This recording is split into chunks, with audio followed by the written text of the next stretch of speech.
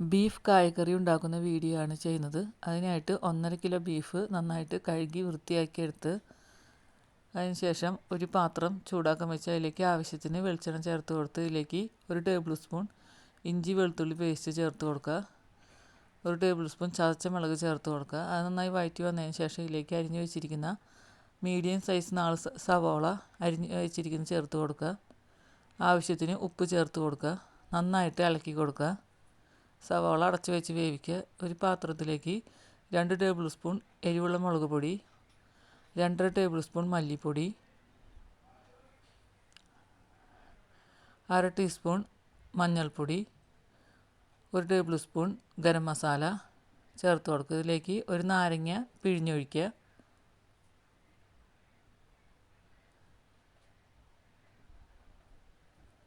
ആവശ്യത്തിന് വെള്ളം ചേർത്ത് മസാലപ്പൊടികൾ നന്നായിട്ട് കുഴച്ചെടുക്കുക.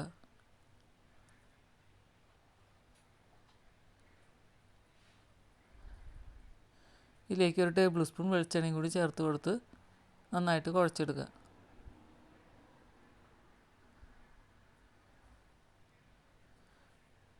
സവാളയെല്ലാം നന്നായി വഴറ്റി വന്നതിന് ശേഷം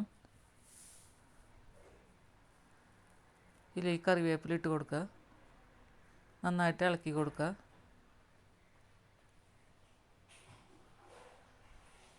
ഇതിലേക്ക് നമ്മൾ നേരത്തെ തയ്യാറാക്കി വെച്ചിരിക്കുന്ന മസാലയുടെ കൂട്ട് ചേർത്ത് കൊടുക്കുക.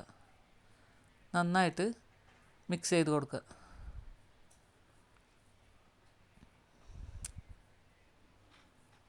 നന്നായിട്ട് ഇളക്കി കൊടുക്കുക. മസാലയുടെ പച്ചമണമെല്ലാം മാറി മസാല നന്നായിട്ട് മൂത്ത് വന്നതിന് ശേഷം ഇതിലേക്ക് നമ്മൾ കഴുകി വൃത്തിയാക്കി വെച്ചിരിക്കുന്ന ബീഫ് ചേർത്ത് കൊടുത്ത് നന്നായിട്ട് ഇളക്കി കൊടുക്കുക. ബീഫിൻ്റെ എല്ലാവിടെയും മസാല എത്തുന്ന തരത്തിൽ നന്നായിട്ട് ഇളക്കി കൊടുക്കുക.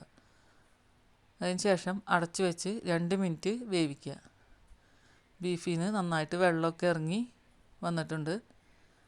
അതിന് ശേഷം ബീഫ് വേവാൻ ആവശ്യമായിട്ടുള്ള ചൂടുവെള്ളം ചേർത്ത് കൊടുക്കുക.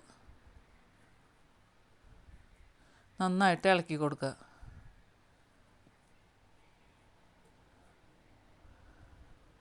ആവശ്യത്തിന് ഉപ്പ് ചേർത്ത് കൊടുക്കുക. നന്നായിട്ട് ഇളക്കി കൊടുക്കുക.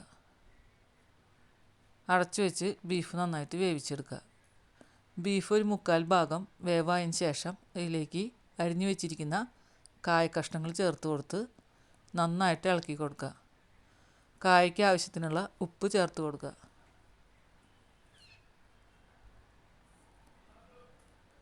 ഒരു ടേബിൾ സ്പൂൺ കുരുമുളക് പൊടി ചേർത്ത് കൊടുക്കുക. നന്നായിട്ട് ഇളക്കി കൊടുക്കുക.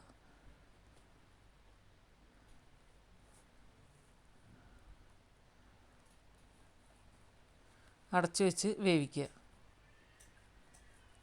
കായ നന്നായി വെന്തതിന് ശേഷം ഇതിലേക്ക് കറിവേപ്പിലയും പച്ചമുളകും അരിഞ്ഞ് ചേർത്ത് കൊടുക്കുക. നന്നായിട്ട് മിക്സ് ചെയ്ത് കൊടുക്കുക. രുചികരമായ ബീഫ് കായക്കറി റെഡിയായി.